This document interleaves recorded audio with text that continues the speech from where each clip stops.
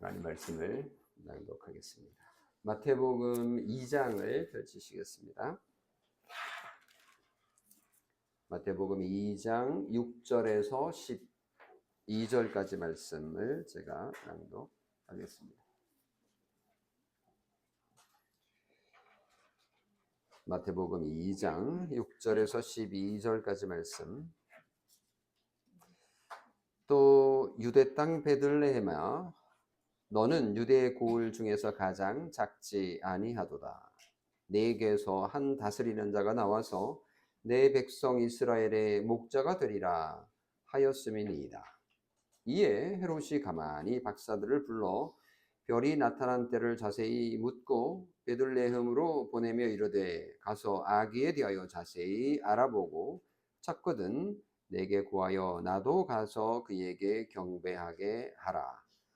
박사들이 왕의 말을 듣고 갈새 동방에서 보던 그 별이 문득 앞서 인도하여 가다가 아기 있는 곳에 머물러 서 있는지라. 그들이 별을 보고 매우 크게 기뻐하더라. 집에 들어가 아기와 그의 어머니 마리아가 함께 있는 것을 보고 엎드려 아기께 경배하고 보배합을 열어 황금과 유향과 모략을 예물로 드리니라. 그들은 꿈에 헤롯에게로 돌아가지 말라 지시하심을 받아 다른 길로 고국에 돌아가니라.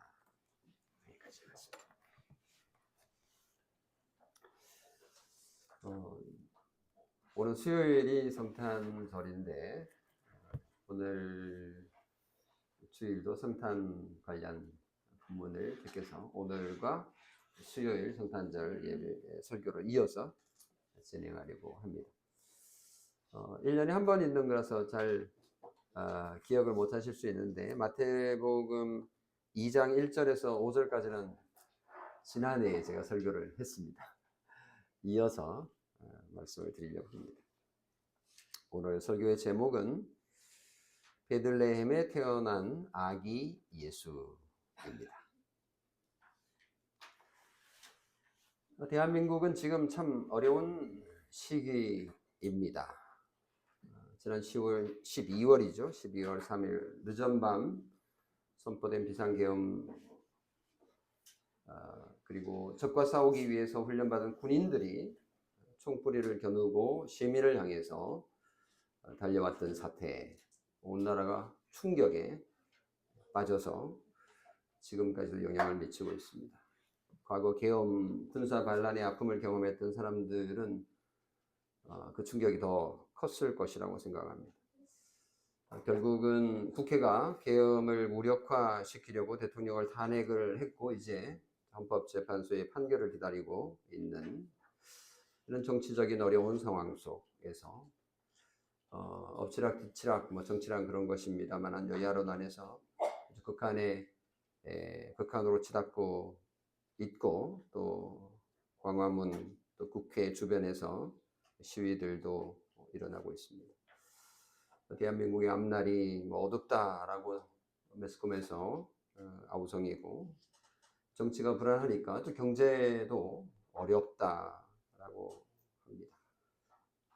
더 나아가서 대한민국의 앞날이 어둡다라는 전망들을 내놓고 있는데, 문화계, 정치계, 체육계, 사회 모든 분야에 이런 영향들이 있다라고 말을 합니다.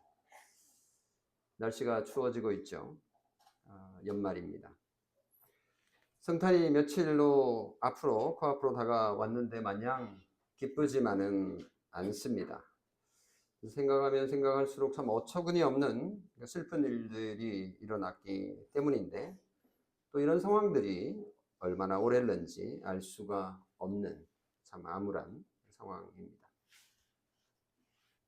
이런 상황 속에서 우리는 어디에서 위로를 얻을 수 있을까요?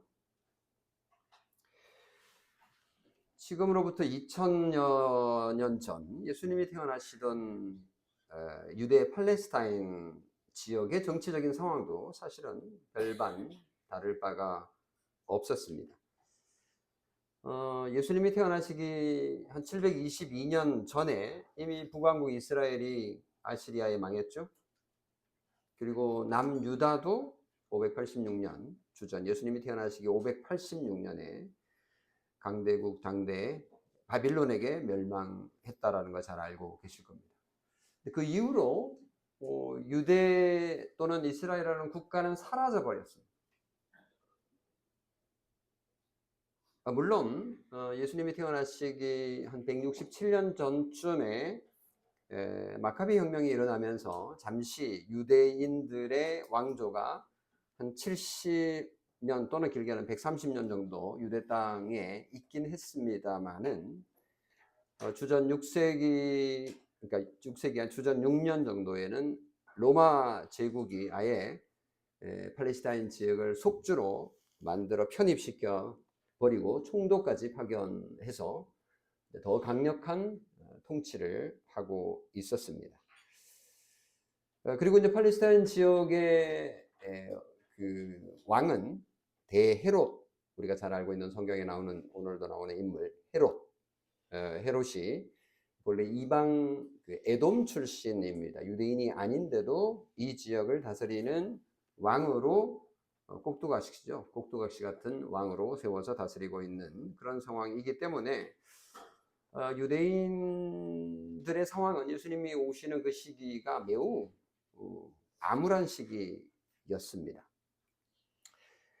나라는 없어도 유대인은 여전히 그곳에 많이 살고 있었기 때문에 그 유대인들의 상황이 어땠느냐를 보면 여러 정파로 나뉘어 있었다는 것을 알 수가 있는데요.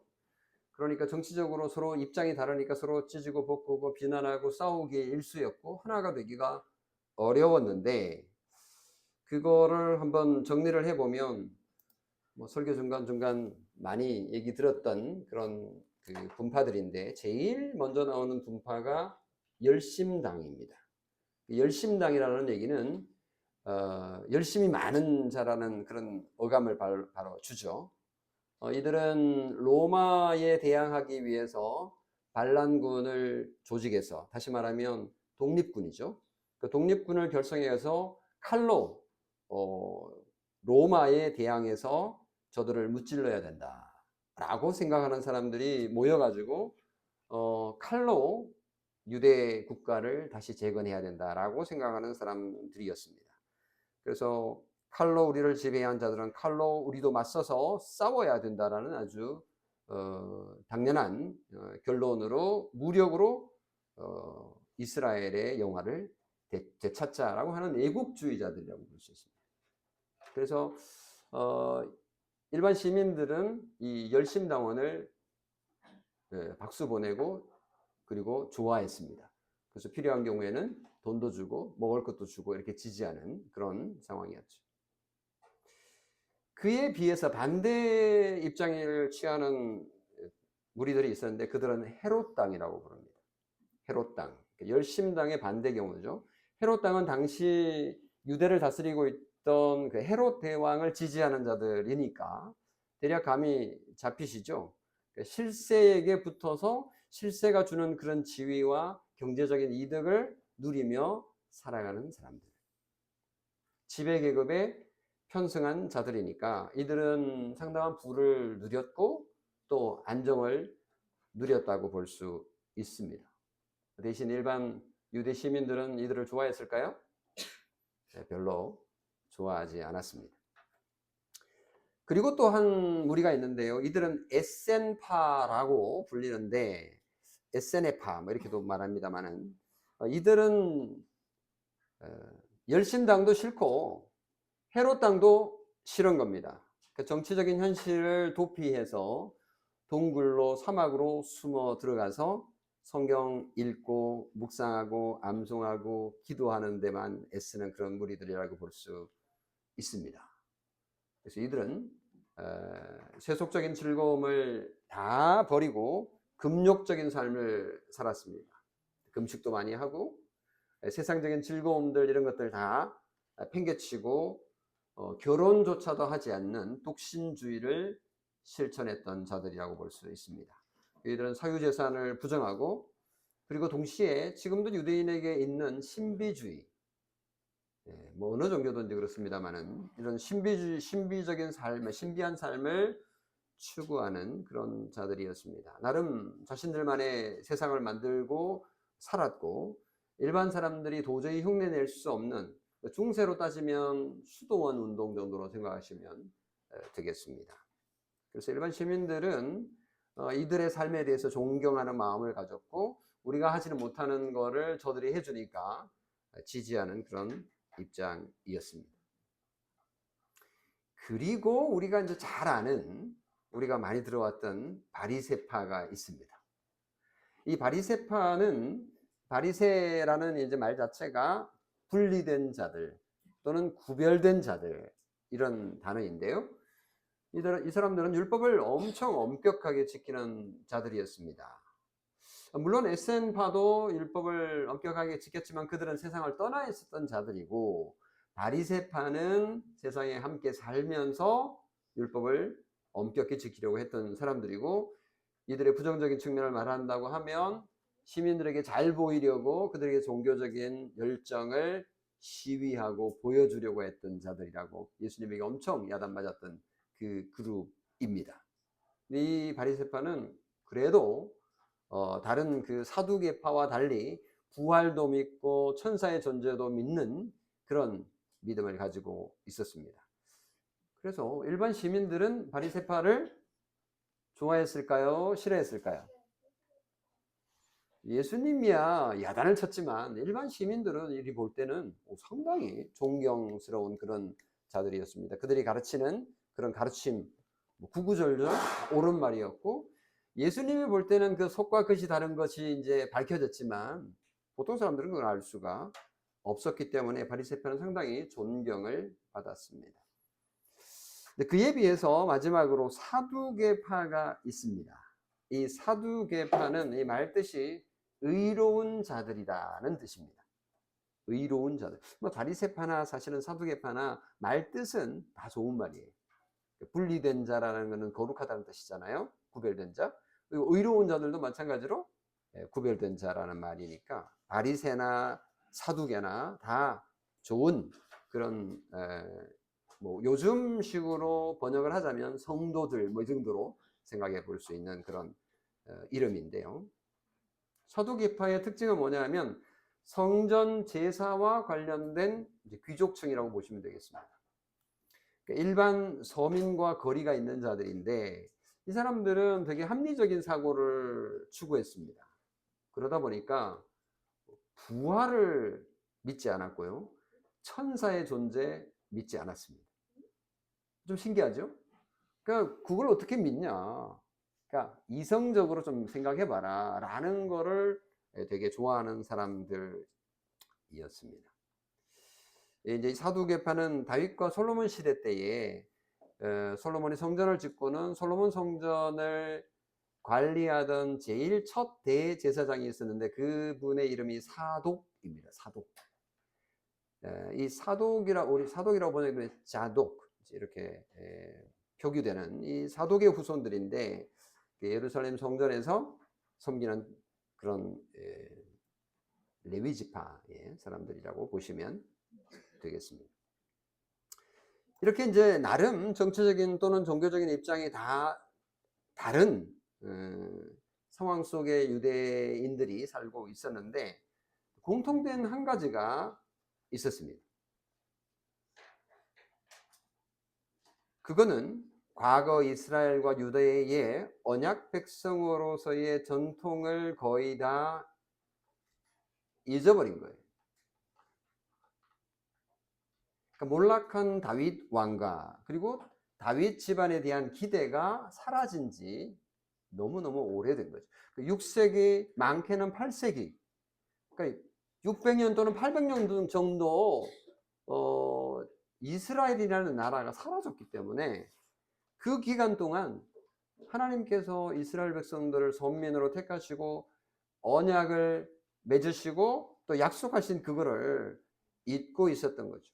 더군다나 정치적으로 매우 어려운 시기에 있었기 때문에 인간적으로 하나님께서 약속하신 그 약속을 다 까마득하게 잊어버린 상태였다고 볼 수 있는 거죠. 그러다 보니까 베들레헴에 예수님이 태어날 것이라는 기대를 했을까요? 당연히 기대하지도 않았습니다. 도대체 기다린 지가 얼마입니까? 100년도 아니고 200년도 아니고 거의 600년 또는 800년을 기다렸는데 아무런 소식이 없으니 이 메시아가 오는 것에 대한 기대도 사라져버린 그런 상황이었던 거죠.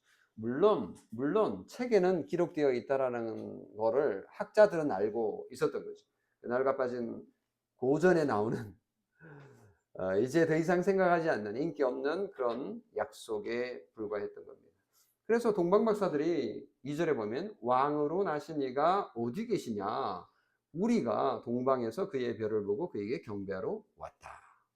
라고 했을 때 유대인들은 놀라지도 않았어요. 그리고 관심도 없습니다. 그에 비해서 누가 관심을 기울입니까? 헤롯 대왕이 오히려 더 관심을 기울입니다. 아주 예민하게 반응을 하죠. 그리고 온 이 소식이 전해졌을 때 온 유대 예루살렘이 소동이 일어났다라고 했습니다. 오, 뭐야? 그러면 예루살렘의 사람들은 베들레헴에 예수님이 오기를 기다리고 있었던 거야? 뭐 이런 뉘앙스로 받아들일 수 있지만 그렇게 보기는 좀 어렵습니다. 문맥상. 이것은 아마도 헤롯이 동방 박사들의 방문으로 유대의 왕이 태어났다고 하니 이제 대대적인 숙청이 이루어질 수도 있겠구나 라고 오해했을 수도 있는 거죠. 이 헤롯이 어떤 왕인지를 유대인들 다 알고 있으니까 아주 잔혹한 이 헤롯이 또 무슨 일을 저지를 줄 모르니까 이 나라가 또 복잡해지겠구나 정치적으로 이런 두려움이 아니었을까라고 해석할 수 있는 부분입니다. 그때 헤롯이 조치를 취하게 되는데 그것은 유대 종교 지도자들을 불러 모으는 거였습니다. 모든 대제사장과 서기관들을 불러 모읍니다. 이들은 쉽게 말하면 신학교 교수들이라고 보시면 되겠습니다. 그리고 뭐 교단의 총회장들 다 불러 모아가지고 그리스도가 어디에 나겠느냐 4절에 이렇게 묻습니다. 동방 박사들은 왕의 아들을 찾고 있는데 헤롯은 그리스도가 어디서 나겠느냐라고 물어요. 이상하지 않습니까? 신기하죠? 헤롯이 아들을 낳지 않았기 때문에 이 말이 무슨 말인고 헤롯 나름대로 정치적인 판단을 했을 거 아니에요? 그래서 헤롯이 생각해 보니 나는 자녀를 낳은 적이 없는데 그리고 태어날 아기도 뱃속에 없는데 유대인의 왕을 찾으러 왔다면 이 동방박사들의 말이 권위가 있어 보이는데 도대체 뭔가라고 생각했을 테죠. 그때 헤롯은 알아차렸습니다. 헤롯은 이방인 출신이지만 이 유대인들을 다스리기 위해서 유대인의 율법을 읽었을 것임에 틀림이 없습니다. 그리고 오랫동안 뭐 많은 대다수는 아니지만 그래도 이 메시아를 기다리는 경건한 자들이 있다는 것도 알고 있지요. 뭐 제가 아까 말씀을 드릴 때 모든 유대인들이 예수 그리스도를 메시아를 다 잊었다 이렇게 말씀을 드리는 것은 아니라는 것을 여러분 이해를 하셔야 될 겁니다.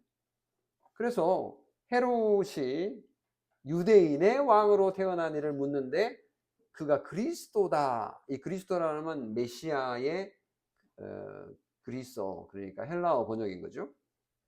히브리어로는 메시아인 거고. 도대체 메시아가 어디에서 태어나느냐라고 물은 겁니다. 참 특이하죠? 그러나 구도는 아주 재미있습니다. 지금 유대인들은 메시아에 대한 기대를 다 저버렸는데 동방박사들이 이 메시아를 찾아왔고요. 근데 유대인의 왕이라고 물었는데 헤롯은 제대로 해석을 하고 있는 거죠. 참 신기하고 이상하게 보일 정도입니다. 정작 예수 그리스도를 기다려야 할 유대인들은 메시아에 대한 관심이 없고 오히려 다른 자들의 관심을 받고 있다라는 이 사실 말입니다. 유대 종교 지도자들이 성경을 뒤져봤습니다.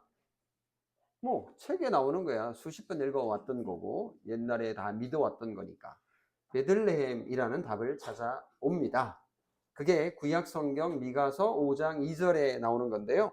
6절에 인용된 거 같이 한번 읽어볼까요? 시작. 또 유대 땅 베들레헴아 너는 유대 고을 중에서 가장 작지 아니하도다. 내게서 한 다스리는 자가 나와서 내 백성 이스라엘의 목자가 되리라 하였음이니이다. 그냥 성경에 나와 있는 그 그냥 읽어준 거예요. 우리가 이렇게 확신해요. 이것도 아니고 그냥 이렇게 적혀 있네요. 그치? 성경에 보면요. 그들이 메시아가 오셨다고? 뭐 이런 기대도 하지 않습니다. 근데 여기 보면 이제 놀라운 건요. 사실은 메시아의 탄생지가 베들레헴이라고 분명하게 기록되어 있다라는 사실입니다.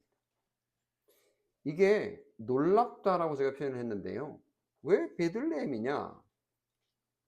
지금 예루살렘에 구원자가 태어나도 믿을까 말까 한 상황인데 저 시골 골짝 베들레헴에서 뭐가 나오겠느냐.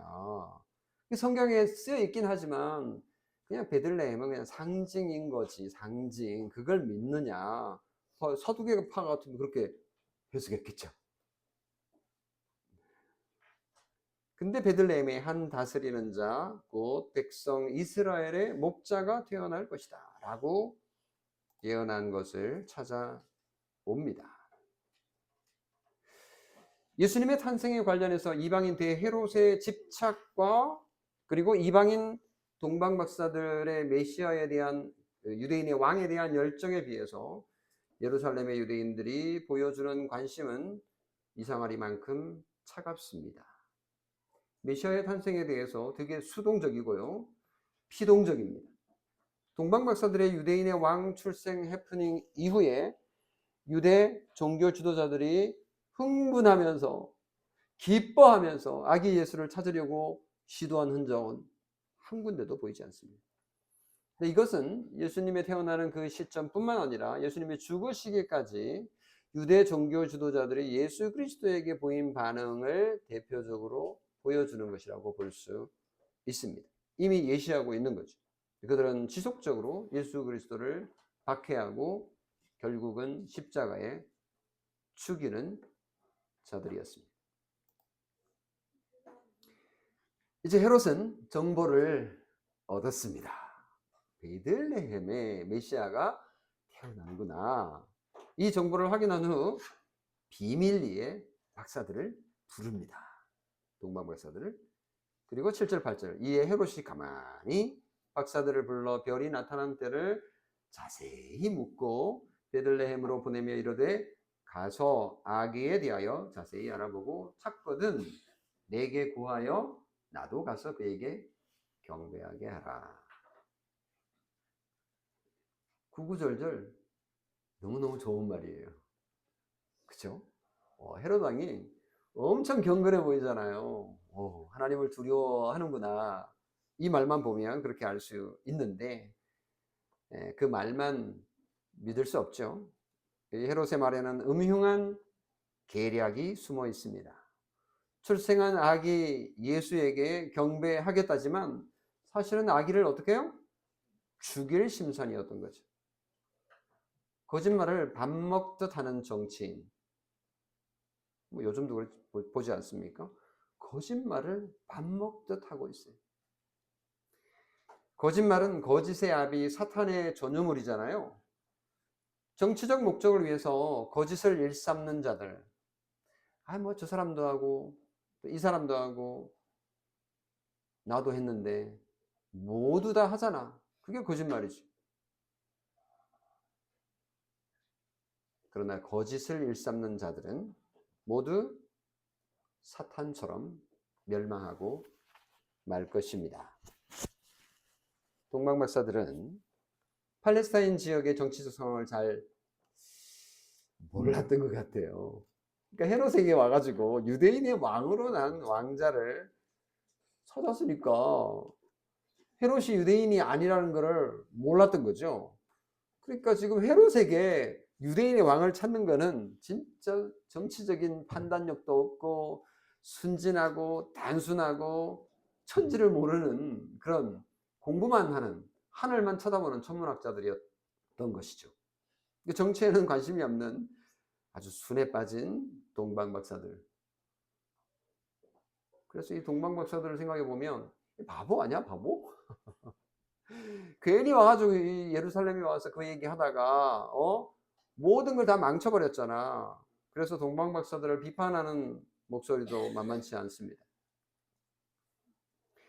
동방 박사들은 예루살렘에서 베들레헴으로 출발을 합니다. 동방 박사들이 예루살렘을 떠나서 베들레헴으로 향하는데 또 밤이 됐나 봐요. 낮에는 별을 볼 수 없으니까. 동방에서 보던 그 별이 앞서 인도하는 아주 신기한 기적을 또 경험합니다. 어떻게 별이 밤에 나타나가지고 그들의 길을 인도했을까? 천문학자들이 들으면 이게 다 이제 기가 찰 일입니다. 어떻게 별이 막 이렇게 베들레헴으로 밤에 걸어가는데 막 이렇게 인도를 하냐고요. 하기사 우리도 밤에 이렇게 걸어가면서 별 보면 이렇게 막 별이 움직이는 것 같고 별이 나를 인도하는 건지 내가 별을 인도하는 건지 이렇게 느껴지긴 합니다만은 네, 우리가 이성으로 이걸 다 이해할 수는 없습니다. 어쨌거나 9절 10절 보면 박사들이 왕의 말을 듣고 갈새 동방에서 보던 그 별이 문득 앞서 인도하여 가다가 악이 있는 곳 위에 머물러 서 있는지라. 그들이 별을 보고 매우 크게 기뻐하고 기뻐하더라. 그러니까 별이 나타났으니까 그 별을 보고 여기까지 왔겠죠? 근데 한동안 사라졌었나 봐요. 이제 유대 땅에 와서 사라졌으니까 이걸 찾기 위해서 예루살렘으로 갔겠죠. 도대체 이게 어떻게 된 일인지 모르지만 정말 알 수가 없습니다. 그 별이 거기에 계속 있었으면 계속 있는 거지 뭐 또 사라졌을까? 구름이 있어서 그런가? 알 수가 없습니다. 그러니까 앞서 인도하여 가다가 악이 있는 곳에 머물러 서 있는지라라는 표현. 예, 우리가 도저히 이해할 수 없습니다. 요즘처럼 뭐 드론이 있어가지고 하나님께서 드론을 보내셨나? 그 드론으로 싹 이렇게 불 켜가지고 길을 인도해 주셨나? 이렇게 생각하겠지만 글쎄요. 우리가 이 부분은 뭐 도대체 이해 불가입니다. 점성술사들이 이제 동방박사는 점성술사들일 텐데 별의 전문가이잖아요. 그래서 별의 움직임을 보고 그 해에 무슨 일이 일어날지 그리고 어느 나라에 뭐 왕자가 태어날지 이런 것들을 판단하는 방식이 있나 봐요. 그들의 방식인 거죠. 우리는 잘 모르지만 이제 그런 지혜들이 축적되어 왔고 또 과거에 그랬던 것처럼 지금도 그럴 거고 앞으로도 그럴 것이다라는 그런 판단, 그런 해석이 있는데 아마 이 부분에 있어서도 그들의 해석이라고 보는 것이 맞을 겁니다. 근데 뭐 어떤 천문학자들은 이 성경을 읽고 아마 그때 이 동방 박사들을 이끌었던 그 별은 신성, 새로 생긴 별을 신성이라고 그러는가 봐요. 또는 초신성. 갑자기 어디에서 뭐 원인이 뭔지는 모르지만 나타난 별이 종종 발견되고 하나 봐요. 그런 거가 아니었겠나. 그게 상당히 가깝고 또 빛도 밝아서 그래서 이게 예수님의 탄생을 점성술사들에게 알려준 그런 별이 아니겠느냐.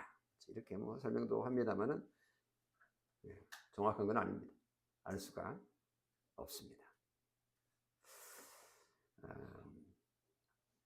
어쨌거나 한 가지 분명한 것은 동방 박사들이 다시 별을 발견한 거예요. 그리고 그들이 보인 반응 자체는 확실합니다. 이건 믿어도 되는 거예요. 그게 뭐죠? 10절 뒤쪽에 보면 그들이 별을 보고 매우 크게 기뻐하고 기뻐하더라.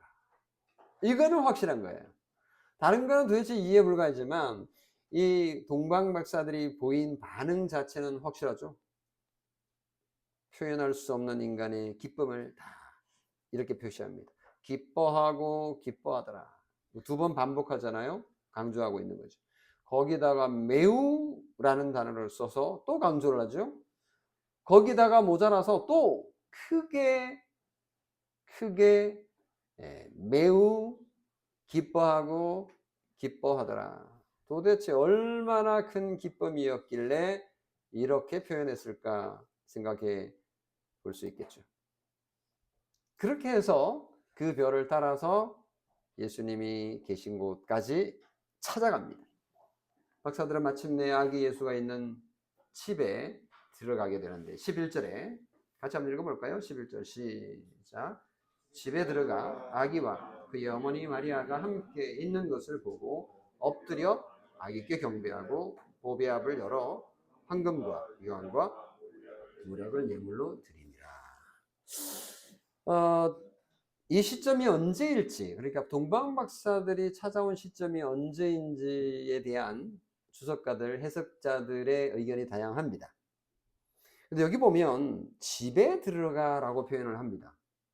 동방 박사들이 집에 들어갔어요. 거기 들어갔더니 마리아와 아기가 있었다라고 얘기를 해요. 누가복음에 보면 목동들이 들에서 양들을 지키다가 천사들의 말을 듣고는 찾아옵니다. 그때 상황하고는 다른 상황으로 보는 거죠.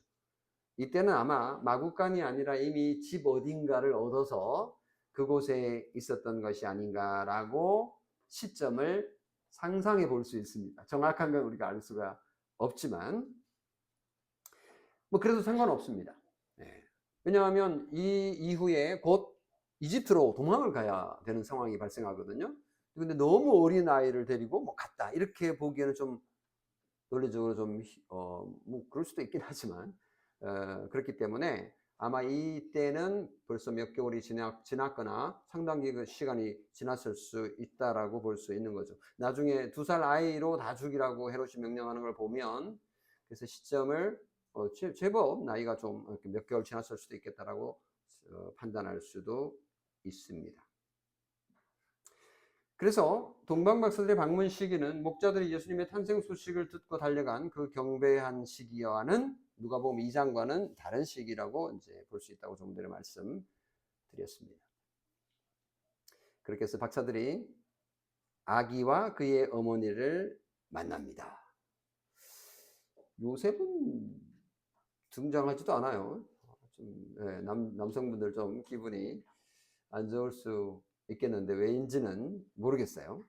아기와 그의 어머니 마리아를 만나고 그들이 행한 첫 번째 일은 11절에 보고 엎드려 아기께 경배합니다. 그들의 경배가 어떤 의미인지 알 수가 없지만 유대인의 왕이라고 여긴 것은 분명합니다. 헤롯이 메시아라고 해석을 했는데 이 동방 박사들도 메시아라고 본 것일까? 인류를 구원할 메시아라고 본 것일까? 그것은 알 수가 없습니다. 어쨌든 엎드려 경배하는 행위를 합니다. 예배죠. 예수님에게, 하나님의 아들 예수님에게 예배를 드린 겁니다. 예배에는 반드시 봉헌이 있죠. 우리의 마음을 물질로 바치는 이 봉헌을 하는데 예배의 봉헌 순서가 있는 것처럼 감사와 축하의 선물을 준비해 왔습니다. 그래서 보배압을 열어서 황금과 유향과 모략을 드립니다. 자, 이거는 뭐 외워야 될 것 같은데요. 따라합니다. 황금과 유향과 몰약. 우리 어린이들 큰 소리로 황금과 유향과 몰약. 뭐라고요?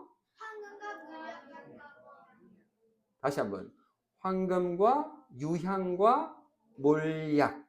이게 뭔지 모르겠어요. 황금은 알겠는데 황금은 비싸잖아요. 그건 알겠는데 유향과 몰약은 뭐예요? 유향은 성전에서 사용되는 향입니다. 되게 향기로운 그런 향이에요. 거룩과 예배를 상징하는 물건입니다. 그래서 거룩한 사명을 수행하게 될 예수님에게 아주 적절한 선물이고요. 황금은 비싸잖아요. 황금은 누구를 상징하냐면 왕의 권위를 상징하는 것입니다. 그래서 예수께서 메시아로 왕으로서의 역할을 감당하실 것이다 라는 걸 보여주는 거고, 그리고 몰약은 이거는 시체에 붓는 향료입니다. 예수님의 고통과 죽음을 상징하는 건데 이게 엄청 비싸요. 그래서 예를 들면 미이라를 만들 때 반드시 사용하는 엄청 비싼, 왕들에게나 사용되는 그런 비싼 향료인 거죠. 그래서 예수님의 죽음의 사역의 절정을 보여주는 황금과 유향과 몰약을 선물을 합니다. 그리고 나서 꿈에 헤로데게로 돌아가지 말라라는 지시를 받고 다른 길로 고국으로 돌아갑니다. 헤롯에게 가지 않은 거예요. 이렇게 동방박사의 아기 예수 방문과 경배 이야기가 마무리됩니다. 그 후속 이야기는 오는 수요일 날 성탄절 오시면 제가 들려드리도록 하겠습니다. 이제 말씀을 마무리하겠습니다. 성도 여러분, 어린이 여러분, 오늘 우리는 크리스마스 성탄을 앞두고 주일에 베들레헴에 탄생하신 예수 그리스도와 대헤롯 왕, 그리고 종교 지도자들, 마지막으로 동방박사들에 관한 이야기를 살펴보았습니다.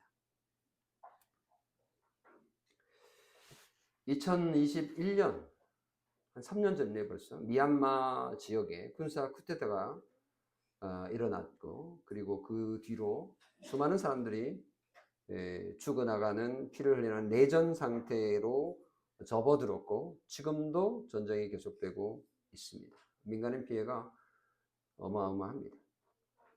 2022년 2월 24일 시작된 우크라이나와 러시아 전쟁은 아직도 계속되고 있습니다.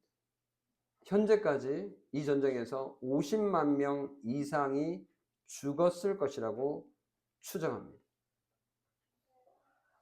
상상이 됩니까? 50만 명. 인간의 탐욕은 잔악한 피해 전쟁을 만들어내고 있습니다. 무고한 피를 얼마나 더 흘려야 할지도 모르는 처참한 전쟁은 여기저기 자꾸만 생겨나고 있습니다. 인간이 얼마나 어리석고 잔악한지 보여주는 멀지 않은데 일어나고 있는 일들입니다.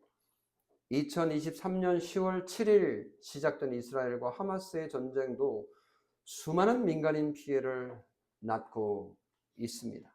여기도 몇만 명 수준의 사상자가 지금 나고 있고요. 그리고 2024년 12월 3일 한국에서도 실패로 끝났지만 비상계엄이 있었죠.